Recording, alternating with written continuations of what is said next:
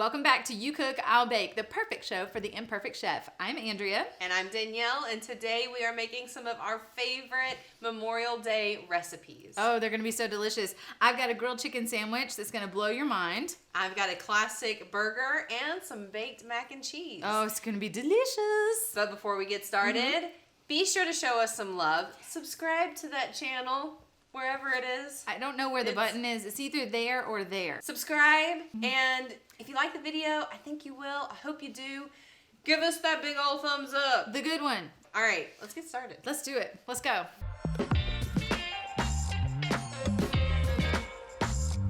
To get started, we are going to put our pasta on to boil for the mac and cheese. We've got the Barilla. gluten-free penne. As a note, we are filming this during a pandemic. I would typically use a elbow macaroni. They didn't have any. So work with what you got. We understand not everything is accessible right now. Penne is perfectly fine. Some would say It's even better because it traps all the sauce inside. It's going to be delicious. And that's salted water too, right? It is salted, 2 big pinches of salt. Nice hefty pinches. Got it boiling. It's gonna cook for about 8 to 9 minutes. 8 to 9 minutes. We'll be good to go. In the meantime, we're gonna go ahead and season our meat for our sandwiches. Like I said, Danielle's doing her burgers, and I'm gonna do a grilled chicken sandwich. Why don't you tell them what you use for yours? I used to use ranch packets. Oh no, ranch burgers are delicious. Ranch burgers are the bomb. Oh yes. I'm now lactose free, and you can't find ranch packets lactose free. So salt, pepper, onion, garlic, and a little bit of paprika, and it's fantastic. Awesome. And I'm doing basically the same thing with the chicken, salt, pepper, but I have the garlic, the onion, and the smoked paprika, as well as some Italian seasoning. So that's how I'm changing mine up a little bit. I'm gonna go ahead and start seasoning my meat while you stir the pasta. We stir it occasionally just to make sure it doesn't stick. And don't forget about that pro tip from the last episode. Keep your salt and pepper and your seasoning separate, unless of course they're in the bottle, but keep them separate when you're handling raw meat. That's so important. I also need to indent a little divot into my patty. Why do you do that? I've never heard anybody do that before. So you put a little indentation into the middle so that as it cooks, it doesn't become a big ball of meat. Like a big meatball? Yeah, a big meatball. Of meat. Unless you're making meatballs. Yes. But yeah, when you cook a burger, it starts flat normally and then it rises in the middle. But when you put that divot, it gives it a little give so that it doesn't rise. So hi. Pro tip.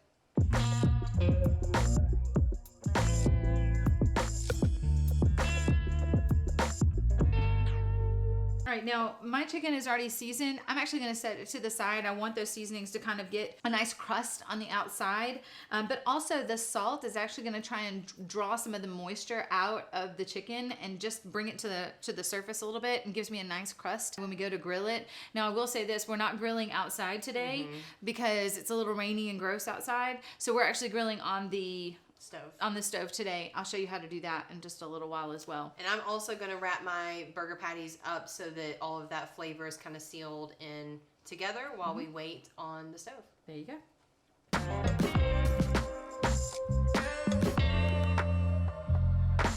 Our pasta's been cooking for about 8 minutes now. The way that you know your pasta is ready, you want it to not be too squishy. It's a little springy. It doesn't have any crunchiness to it. It's not chewy. It's perfect. So, we're going to strain it.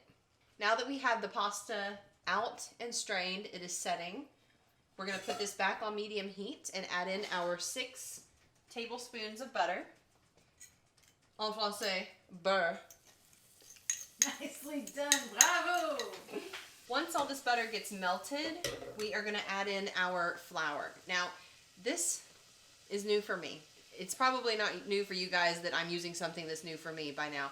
But again, in a pandemic, things are not always at the grocery store. They didn't have the flour that I typically get. So I saw this. It looked pretty cool. Flour that's in a short little box here. It looked real nifty. Convenient 6 1-cup pouches. And again, because we are lactose free, I am using Country Crock. Yes, I said it. Country Crock. I love Country Crock. I was raised on it. All right. It is all melted, so we're going to add in our flour. We're going to just sprinkle it in and then whisk.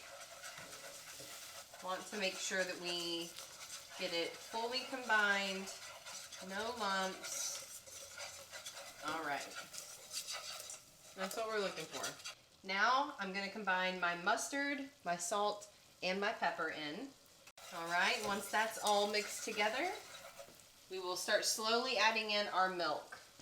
This is about 3 cups of lactose-free whole milk. You can use a different type, of course, if you don't want whole milk, if you want skim, or just remember it's not going to be quite as thick. You can also use a half and half or a thicker milk. Okay, so this is nice and mixed well together. We're going to let it sit on the medium heat and thicken up. Be patient. While that does its thing, I wanted to show you something real quick. This is the milk that I'm using. It's the Fairlife brand. On the back here, you will see that it says lactase enzyme. Where have you heard that before? Oh, probably from Danielle on You Cook I'll Bake. Lactase enzyme is what's added to the milk to make it lactose free, to break down those lactose sugars. Also, today we're going to be using Kraft triple cheddar. You can use any kind of cheddar you want. A lot of recipes call for sharp cheddar. I like all the cheddar. So this is triple cheddar. It has white, it has sharp, it has mild, all of it together. A lot of people, man, they give Kraft a hard time. I don't understand it. I love Kraft cheese. It is 0 grams of lactose per serving. Unknown fact for most. Last tip, Cracker Barrel cheese. The Cracker Barrel brand is a sub-brand of Kraft. Also 0 grams of lactose per serving. You're welcome.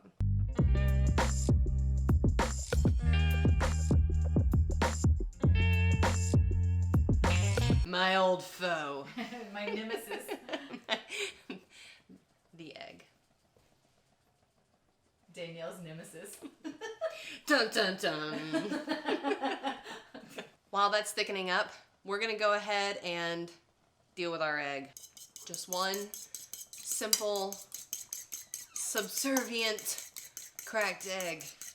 Didn't give me no hassle today, but as you probably saw in episode 4, last week, our French cuisine, the eggs were against me. We were separating eggs, a little bit more difficult than just cracking an egg. This time, 1 egg, beat it up. Want to make sure we are stirring this occasionally, kind of frequently actually. Don't want it to burn on the bottom. Remember, there's flour in this mixture. So as it thickens, we don't want it to settle on the bottom and get burnt. Okay, our milk and flour and seasonings are decently thick now. We don't want it to be too thick. The majority of the thickening process is going to take place after we get the egg and cheese in here. So I've turned off the heat and I'm going to start tempering my egg. I'm going to pour just a little bit of the milk into my egg and I am going to stir. And then I'm going to do a little more. Remember, the reason why we temper the egg is because we don't want the heat from the milk mixture to scramble the egg. So we want to kind of slowly bring the temperature of the egg up to, or at least close to, the temperature of the milk.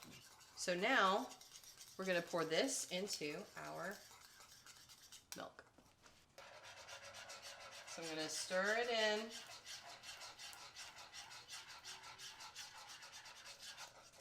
And now to start adding our cheese. 2 bags should do it. These are, how much are these? These are 8 ounces each, so about 16 ounces of cheddar cheese. You do want it to be shredded. It's easier when it's shredded. But, I mean, I've done it before with sliced cheddar because it melts. I actually have this on a low heat right now just to make sure we're keeping it warm, allowing that cheese to melt in. It will continue to thicken as we add the cheese. I'm moving quickly, but you don't want to let these metal things set too long on the pan. They will get hot and you will get burnt.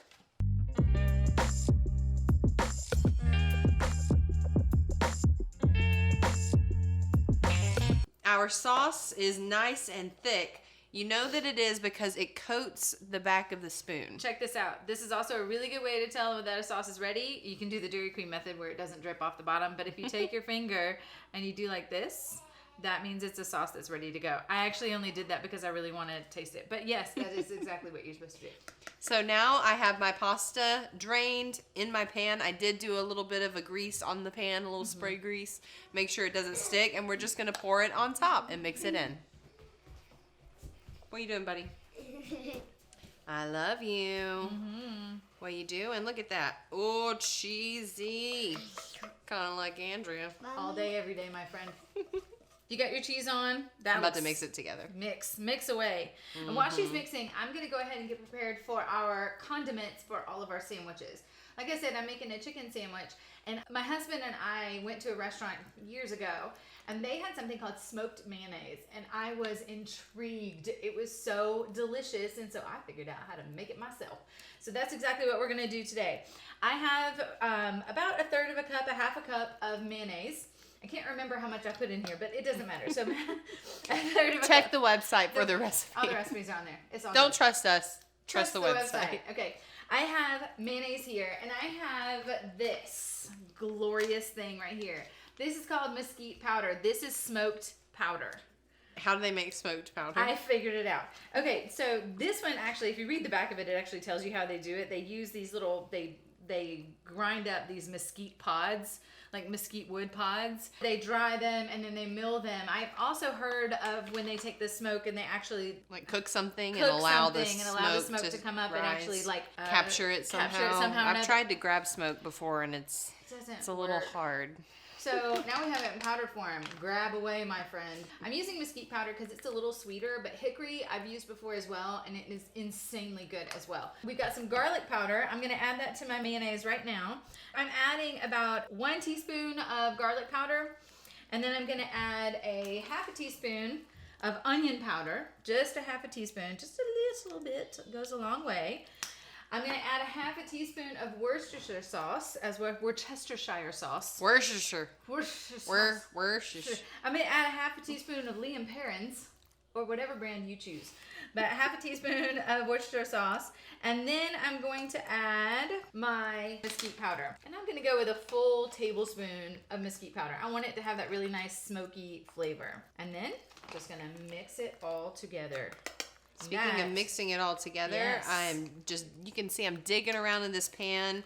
I'm looking for any pockets of pasta that don't have cheese on them. We don't want the pasta to get dry. You don't want dry pasta. I think at this point, between what you're making and what I'm making, Jeff Foxworthy would say, mayonnaise, a lot of cheese on that pasta.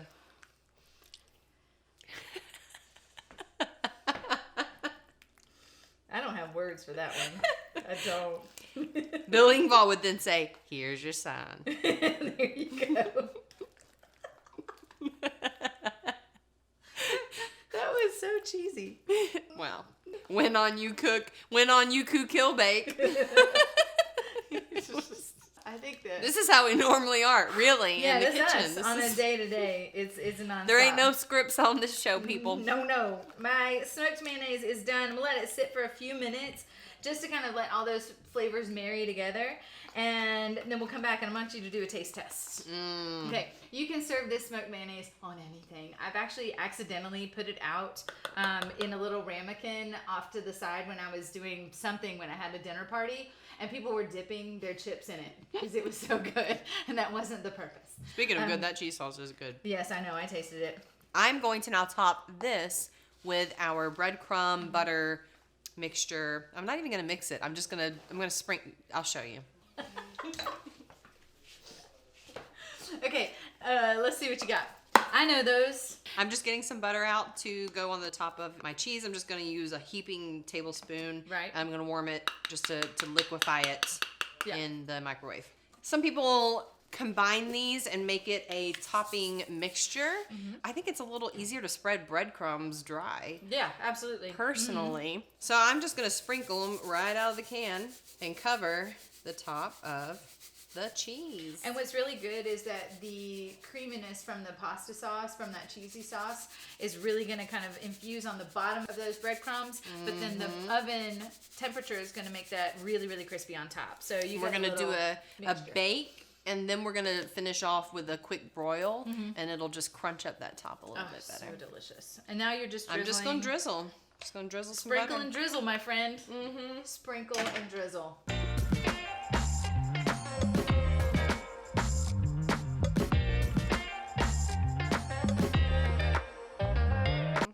Now we're going to put this in the oven to bake at 350 degrees for about 20 minutes. Perfect. And just so you know, in the oven, in case it's a surprise to you, Danielle. It's not a surprise to me because I can smell it. There you go. Always cook your bacon in the oven. Do a cookie sheet with like a cooling rack on top. It'll let all of that grease fall onto the pan. We line our pans with a foil so that I don't have to show you that my pan is very seasoned. I made a surprise for you. Yay. What is it? Are you ready? I know how much you love ketchup. I do. I think there are people out there that probably love ketchup more than me, but there are also a lot of people out there that I've met in my life that probably already know what we're talking about. And I blame my parents. I particularly blame my dad. I was raised I was raised eating ketchup on steak. Oh. And I love it. It is the best steak sauce to me. I'm not a big fan of some of the other steak sauces out there. I've tried them all, and it's just not. Sometimes they're a little too salty for me. So yeah. Sometimes they're a little too smoky for me. They take on a whole different flavor. And to be clear, most steaks, if they are cooked well enough, if they are seasoned and they are good and they are juicy, need sauce anyway. no sauce, no ketchup. Just eat the steak. Give it a chance. Yeah. Before you sauce it, give it a chance. Yeah. But yeah, my go-to is ketchup. It's ketchup. Well, I made some ketchup for you for your burgers. Yay. So I thought you were gonna say for my birthday. I was like, it's not even my birthday, but for my burgers. It's coming. So I made 2 ketchups. There's an extra one on the website, so check it out. YouCookI'llBake.com. I've got some pro tip ketchups for you, little amped up flavored ketchups. So today I made one, and this one is called gochujang ketchup. Gochujang, yes. Korean chili sauce. It is Korean chili sauce. It's not crazy spicy. It's not like a sriracha or anything, but this is It's also vegan and gluten-free. It is. So what I've done is I have taken ketchup and the gochujang and I put it together. I've added a little bit of maple syrup, a little bit of garlic powder, a little bit of ginger powder, and I put it together, and this is your first gochujang. Let me get my tester out, right? Don't use the one that you licked. My mom will kill me. You caught that. I did. There we go. That is good. See? Told you. It's got a nice, cool little that is really tiny, good. itty bit of spice. Not much. Just enough. It's just a flavor. It's like...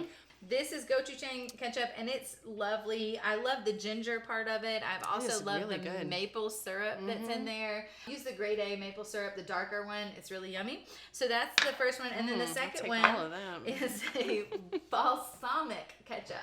So what I've done now with this one is I did garlic powder and onion powder with some Italian seasoning and some really, really yummy, I think I used Cola Vita is the balsamic vinegar that I use. You can use any that you have, but balsamic vinegar in this one. If you'd like to use your... I use a different, I'll holster this one. There you go. Use your ring finger. All okay. right. This one is really good. Do you like balsamic? I do. Wow, it's a totally different... It's a totally different thing. Same ketchup I used. Same everything. Just and it's equally as good. I mean, it is. telling you. They are both really good. This is definitely more smoky. Yep. Like It's almost the like a garlic and barbecue the onion. ketchup is It's what the it garlic and makes onion me that does think that. to Yeah. call it, like a barbecue ketchup. But It's that's really good. I don't know. There you go. See? I'll take them both. Thank you. Go. See? So with the smoked mayonnaise, now you can use your other finger. I want you to taste that one. Do you like mayonnaise? I'm running out of fingers. Next I one. don't like mayonnaise by itself. Okay. But I like. Well, then dip a chip in it. So just okay. Google, set timer for 18 minutes. There you go. Almost forgot. Technology. You get caught up in time. Use your timers. That's why they were invented. I don't like mayo by itself. I used to not. I mean, not too long ago, your girl didn't eat mayo, mustard, like vinaigrettes, anything with vinegar. Really, like my taste buds have evolved. You guys, it happens. Yes. So. Now, when I do burgers, my quick fix is mayo, mustard, ketchup, just mixed together. That's kind of our burger sauce. Right. But So I'm interested to try You're this. gonna like this one, I think. I It's hope. a what is it? Smoked mayonnaise. I can see where people would think it's just a dip. Isn't it delicious though? It almost, I don't know why, it's almost desserty. Yeah. The mesquite powder has got a sweetener. It's actually, you can use that mesquite powder as an actual sweetener for anything. It is sweeter, but it reminds me of something I've had before. We went to a restaurant, you and I, we've been to this restaurant before. I don't know if the restaurant's still in business or not, but that's where I've got the recipe from. Yeah, French fries and that all day. All day. Told you it was good. So try them out. All the recipes are online at youcooki'llbake.com. You'll find them under the pro tip section. And they're really good. It was a really great way to amp up your burgers. Speaking of which, we should think about cooking those soon. Let's start working on the burgers. Let's do it.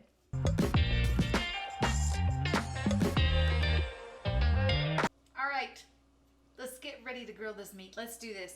I've got the hamburgers. Like I said, we're grilling inside today because it's rainy outside. So we are going to put these over the griddle. I've got it at medium high heat. You can see the smoke is up, and I've coated this griddle with some vegetable oil. Remember, don't use olive oil. It can't handle that kind of heat like this. So we're using vegetable oil, and we're just gonna plop these bad boys on there. And remember, they have that little indentation in the center of the burger to keep them from turning into a meatball on the griddle, okay? We're gonna cook these for about 5 to 7 minutes, depending on the doneness that you're looking for. We're gonna keep them on the griddle for 5 to 7 minutes per side.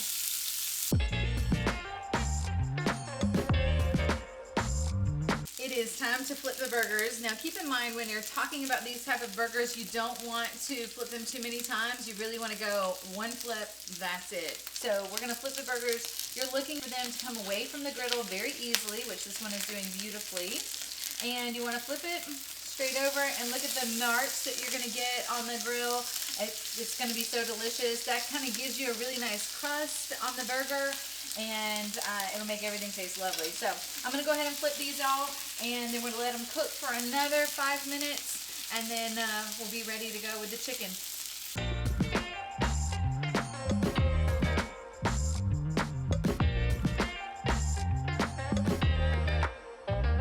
So we have pulled the hamburgers off of the griddle. Now I'm gonna do the chicken, and we're letting the hamburgers set for at least 5 to 7 minutes. Again, that's just to get all those juices to absorb back into the meat. And now I'm gonna cook the chicken. I am perfectly okay with cooking my chicken on the same griddle that I cooked my hamburger meat. I think it adds a little bit of flavor. You would do the same thing on your grill, so it's perfect. And we are gonna get these guys cooked up.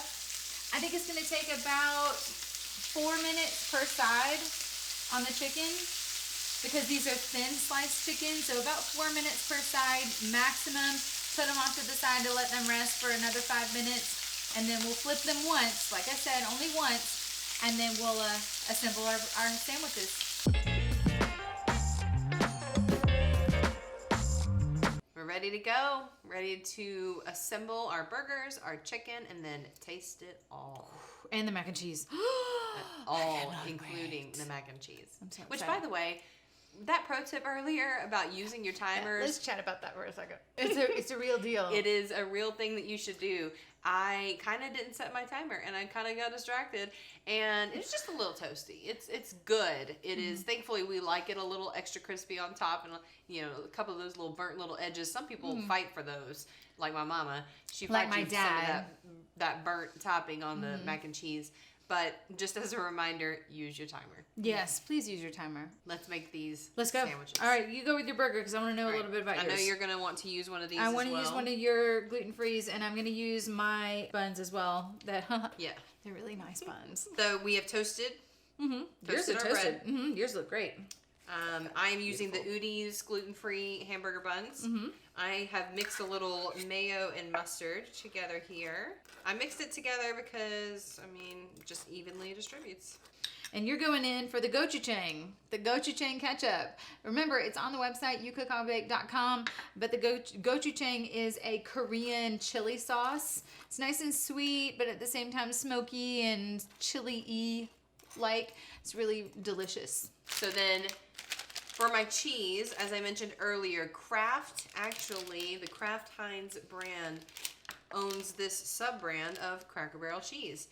If you look on the back, it says contains 0 grams lactose per serving.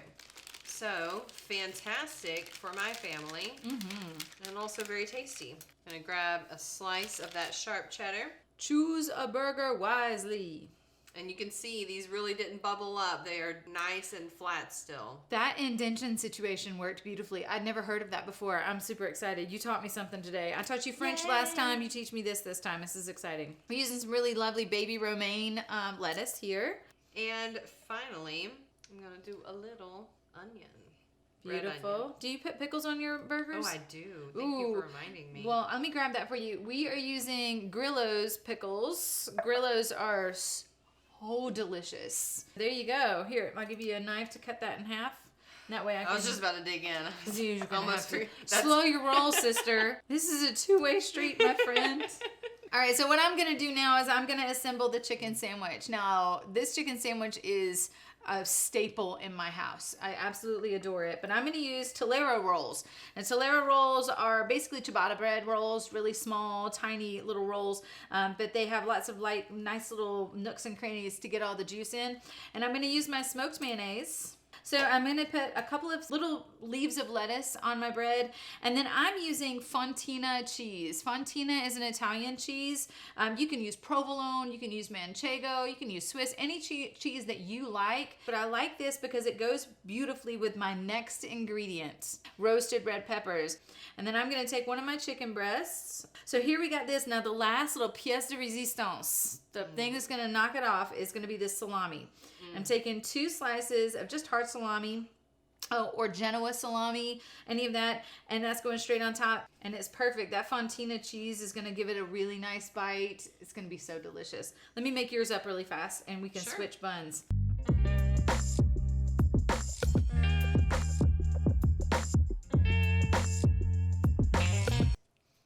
Cheers. Salut. Salut, happy Memorial Day.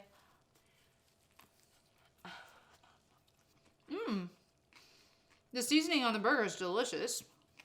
And I love the play that the pickles and the gochujang ketchup do. That's really yummy. Do you like it? It's a messy sandwich. Very good. Prepare yourself. It's a messy sandwich. I'm just not speaking much because No. it's This is very, so very good. good. The smoked mayo is a very nice touch. But all of it comes together really well. Except it falls apart sometimes. It's a little slippery. But it's very good. How do you say hamburger in French? Hamburger. Oh, hamburger. To quote the great Hamburger. Pink Panther, Hamburger. I would like would to like- buy an hamburger. I would like hamburger. Hamburger. Hamburger. H's are silent in French. The pièce de résistance, again, mac and cheese. I'm excited. Gluten-free. Gluten-free, lactose-free. Cheers again. Oh, it is super cheesy. We really hope you enjoyed all of these recipes as we got together today to celebrate Memorial Day, honoring all of those who have really paid the ultimate sacrifice for our country. My husband is a military veteran, as is Danielle's brother, and so this holiday really does hold a very special place in our hearts. So for all of you family members and friends who have lost someone in service of our country, we are grateful for you, and we honor your sacrifice as well. And as always, please visit youkookalbake.com for all of the recipes, pro tips, and more. And we appreciate your support so much, more than you probably realize.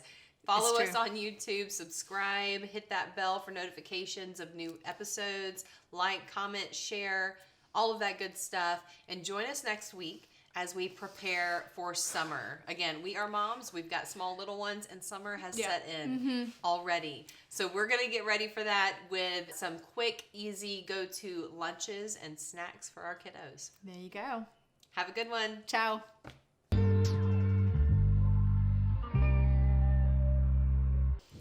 Are you making something? Oh, okay, yes, I should probably do that. I didn't know we were still going. I'm sorry.